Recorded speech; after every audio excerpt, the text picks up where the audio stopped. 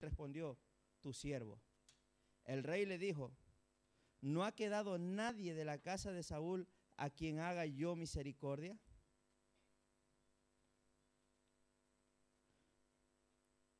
Perdón. El rey dijo: ¿no ha quedado nadie de la casa de Saúl a quien haga yo misericordia de Dios? Y Siba respondió al rey: aún ha quedado un hijo de Jonatán, lisiado de los 2 pies. Entonces el rey le preguntó: ¿dónde está? Y Siba respondió al rey: he aquí, está en casa de Maquir, hijo de Amiel, en Lodenbar. Hasta ahí. Muy bien. Quisiera entrar un poquito en contexto con ustedes de este pasaje, en la cual he titulado Hijos del Rey. Y nosotros debemos de entender, al entrar un poquito, vamos a hacer una introducción a lo que, quién era este chico llamado Mefiboset. En el reinado de Saúl, la Biblia narra que en el reinado de Saúl, Dios le había quitado a Saúl, lo había quitado del reino.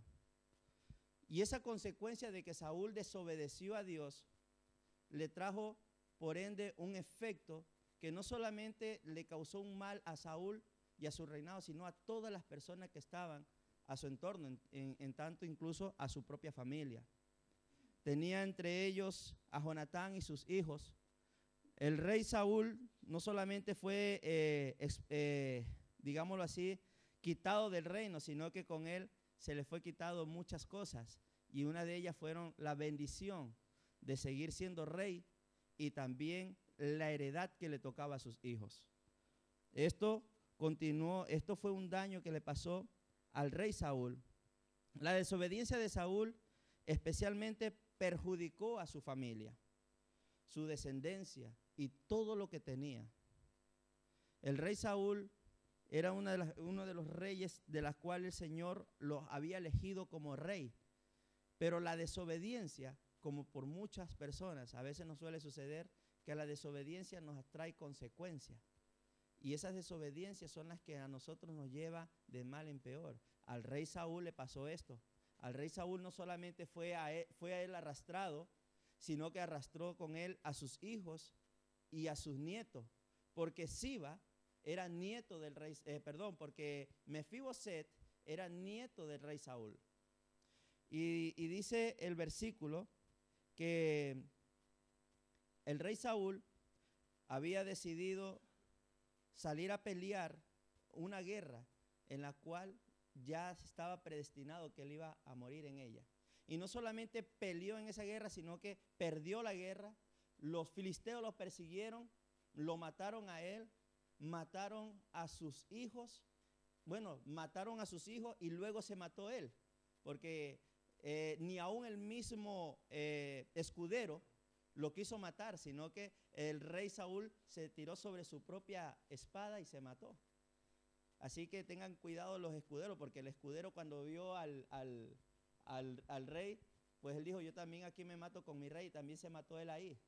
Así que para los que llegan, es que en la congregación donde venimos, nosotros usamos escuderos. Entonces el escudero es el que le lleva la Biblia hasta el altar al pastor, el que está pendiente siempre oficialmente de que el predicador llegue y vaya todo, ¿no? Entonces, una vez predicando esto, le digo lo que le pasó al escudero, y los hermanos dijeron: hasta aquí queremos ser escuderos.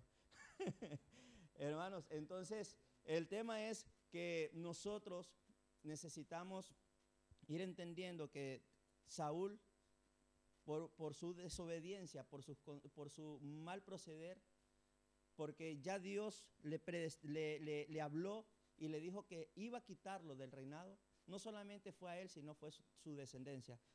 Nosotros pertenecíamos a un reino, y en ese reino cada uno de nosotros éramos dueños absolutos de todo lo que Dios nos ha dado. Miren lo que dice el capítulo 9, versículo 4. Dice: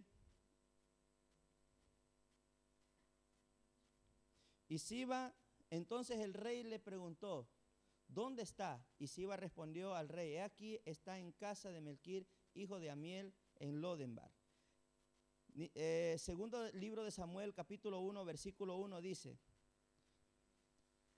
aconteció después, vamos a entrar a la historia de a dónde aparece Mefiboset. Segundo libro de Samuel, capítulo 1, versículo 1. Dice: aconteció después de la muerte de Saúl, que vuelto David de la derrota de los amalecitas, estuvo 2 días en Silcal. Y al tercer día sucedió que vino uno de los campamentos de Saúl, rotos sus vestidos y tierra sobre su cabeza, y llenando a David se postró en tierra e hizo reverencia. Y preguntó David: ¿de dónde vienes? Y respondió: me he escapado. Perdón, que este no es el texto.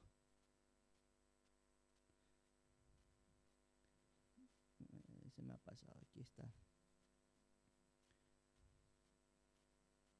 Jonatán, hijo de Saúl, tenía un hijo, capítulo 1, capítulo 4, me parece que era versículo 1. 4:4, sí, es que se me ha borrado, vale. Sí. 4:4. Es 2 Samuel, capítulo 4, versículo 4. Y Jonatán, hijo de Saúl, tenía un hijo lisiado de los 2 pies. Tenía 5 años de edad cuando llegó a Jezreel la noticia de la muerte de Saúl y de Jonatán. Y su nodriza su nodriza le tomó y huyó. Y mientras iba huyendo, apresuradamente se le cayó el niño y quedó cojo. Su nombre era Mefiboset. Imagínense, el niño ya nace lisiado, 5 años de edad. Aparte de que nace lisiado, tiene 5 años de edad, este niño se le cae a la nodriza en plena huida, cuando descubre que a su padre y a su abuelo lo han matado. Es triste saber que a este muchacho, por causa de la desobediencia de Saúl, por causa de no estar sometido bajo la autoridad de Dios, no solamente le pasa algo grande a Saúl, sino que arrastra una descendencia, un problema para sus nietos. Hay veces que nosotros pensamos que los problemas no solamente nos afectan a nosotros, sino que afectan a las personas que están a nuestro entorno, afectan a nuestros hijos y en el futuro afectarán a nuestros nietos. Y esto es lo que le estaba pasando en este momento a Saúl. Y Saúl, por su desobediencia, arrastra a su hijo, arrastra a sus nietos, y hasta ahora su nieto comienza a vivir las consecuencias de lo que le pasó a Saúl.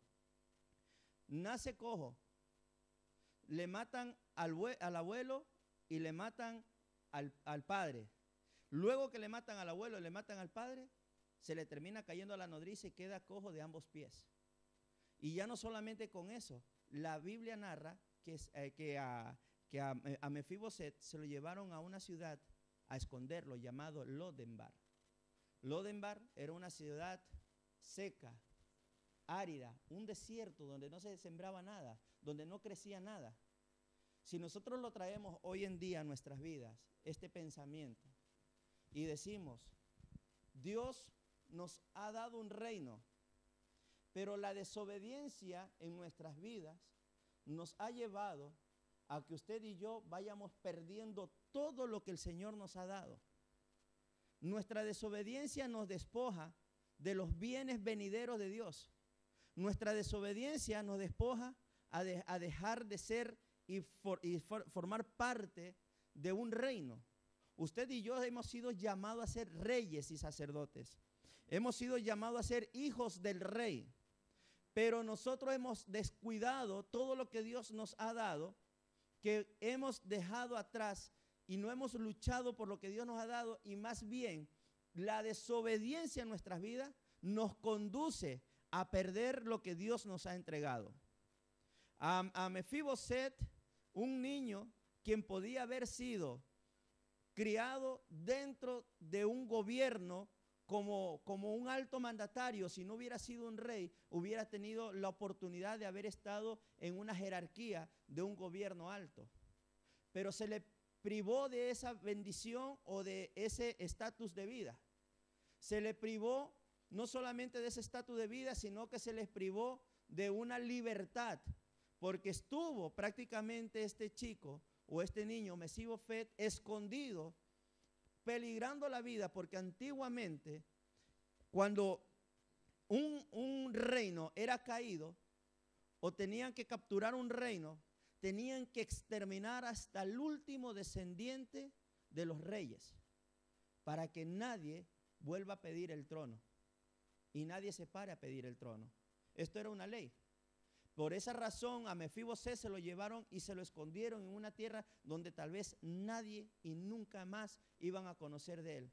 Este muchacho llegó a terminar como un mendigo, perdido entre personas de un recurso muy bajo, de una sociedad muy baja, y fue conducido a ir a ese estado de vida que terminó de una manera perdido y sin toda la autoridad que tenía que tener como hijo de un rey.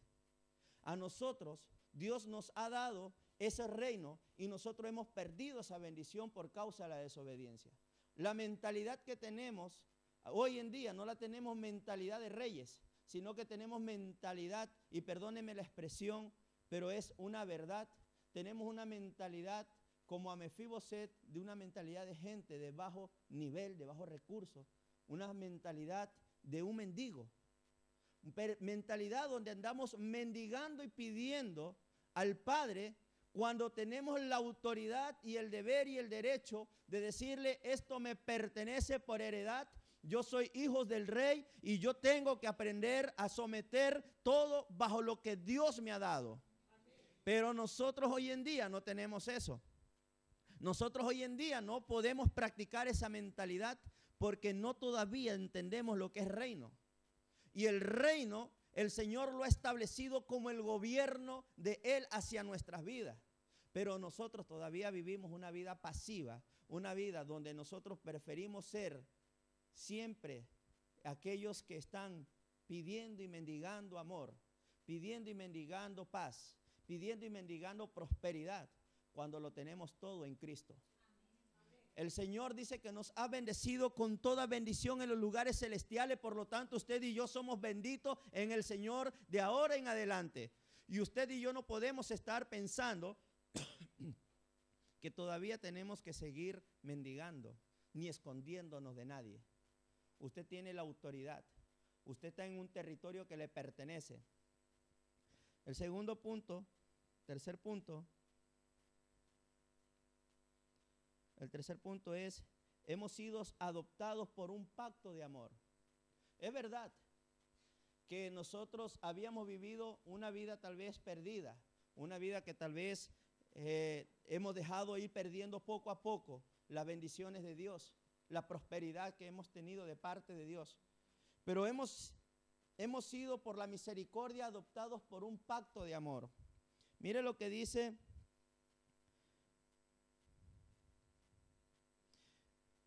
segundo libro de Samuel mismo, el capítulo 9, versículo 1, dijo David: ¿ha quedado alguno de la casa de Saúl a quien haga yo misericordia por amor de Jonatán? Misericordia, la palabra hebrea significa yesed. Yesed, que significa amor leal o amor de pacto. Misericordia, yesed, amor leal o amor de pacto. Ese es un pacto que hizo Jonatán con David, pidiéndole que si en algún momento él llegara a fallar, que nunca falte un descendiente en la casa de David y que a él sea respetado y sea honrado como a David, como a Jonatán mismo. El amor que tenía David a Jonatán era un amor increíble, un amor de hermanos, un amor grande. Se querían tanto, eran unos amigos impresionantes. Y Jonatán le hizo prometer a David que por favor cuide de un familiar de él si en algún momento quedara un familiar. Y eso es el punto donde nosotros tenemos que entender. Dice el capítulo 20, el versículo 15 del mismo libro. Y no apartará tu misericordia de mi casa por siempre, cuando el Señor haya cortado uno por uno de los enemigos de David de la tierra. No dejes que el nombre de Jonatán sea quitado de la casa de David, Así hizo Jonatán pacto con la casa de David, diciendo, requiéralo el Señor de la mano de los enemigos de David. Y Jonatán hizo jurar a David otra vez porque le amaba, pues le amaba como a sí mismo. Amén. Entonces vemos que hubo un pacto anteriormente, un pacto de amor. Ese mismo pacto de amor es el que ha hecho Dios por nosotros. Hemos perdido las bendiciones por causa de la desobediencia. Hemos ido perdiendo la posición como hijos de Dios. Pero en el amor inmenso que Dios tiene por nosotros, Dios establece un pacto de amor entre los hombres y nosotros por medio de Jesucristo para rescatarnos y darnos nuevamente la posición en la que nos dio un tiempo y que nosotros la hemos perdido. Ese pacto de amor, ese pacto de amor es el que hasta ahora el Señor nos mantiene, al igual como lo hizo Jonatán con David. Dice Apocalipsis capítulo 5 versículo 10, no lo busque, lo leo yo. Y nos ha hecho para nuestro Dios reyes y sacerdotes y reinaremos sobre la tierra. Es lo que dice Apocalipsis. Usted y yo estamos por un pacto de amor constituidos como reyes y ¿qué? Sacerdotes para la gloria de Dios. Usted y yo hemos sido llamados a servirle, llamados a honrarle al nombre de Cristo.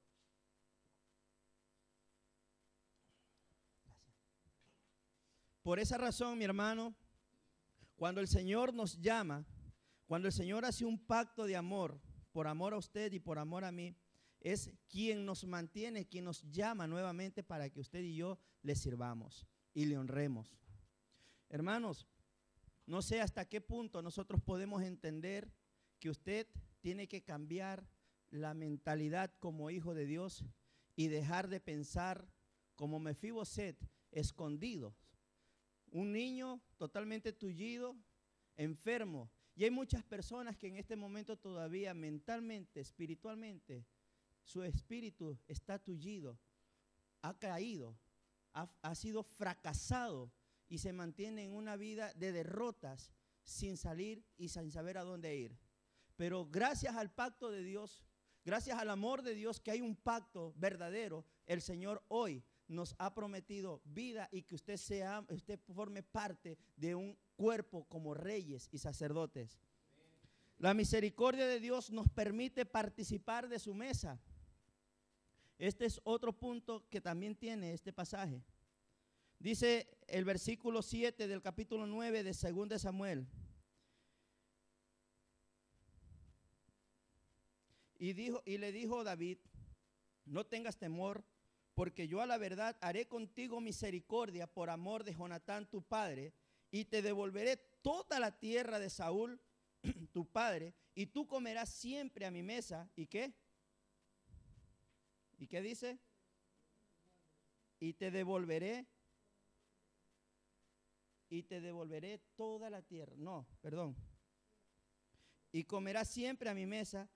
Y él inclinándose dijo, ¿quién es tu siervo para que mires a un perro muerto como yo? ¿Y quién es tu siervo para que mires a un perro muerto como yo?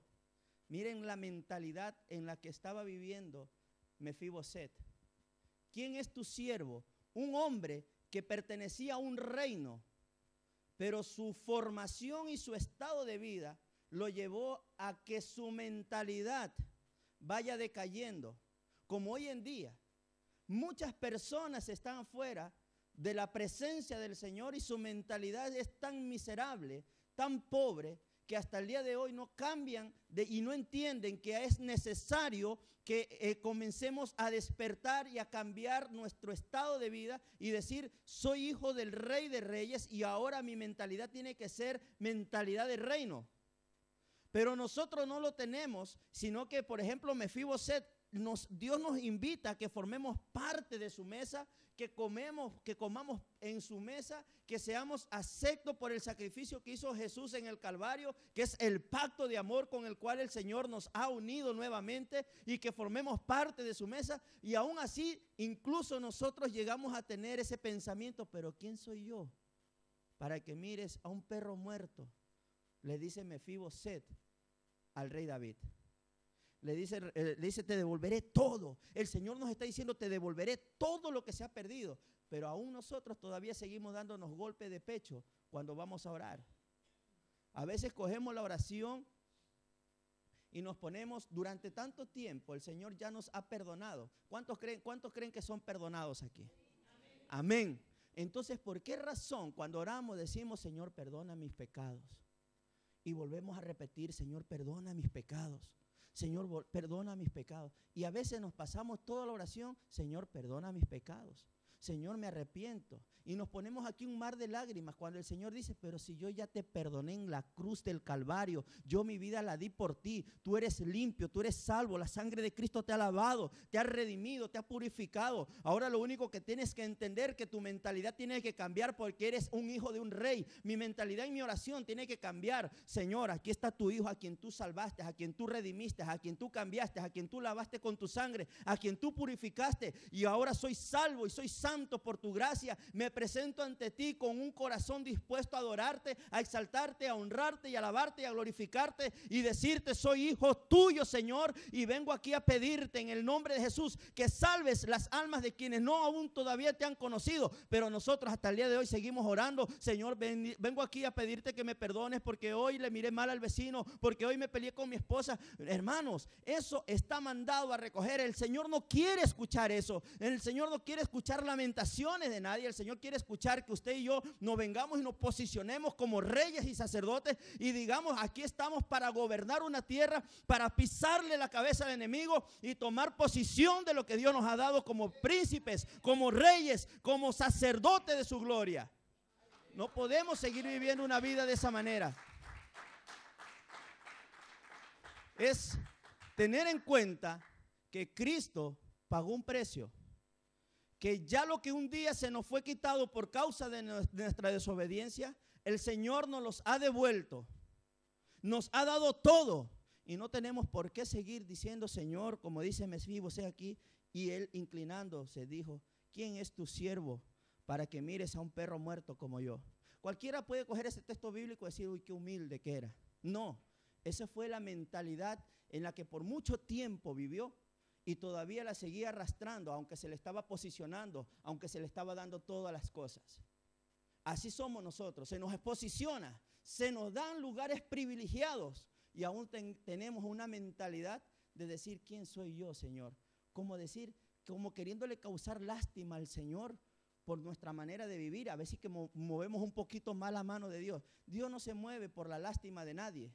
Dios se mueve por el coraje, por el entusiasmo, por el empuje, por la fuerza, por la convicción de quién soy. Dios eso lo mueve a que usted haga, que el Señor haga la obra en lo que usted necesita que el Señor la haga.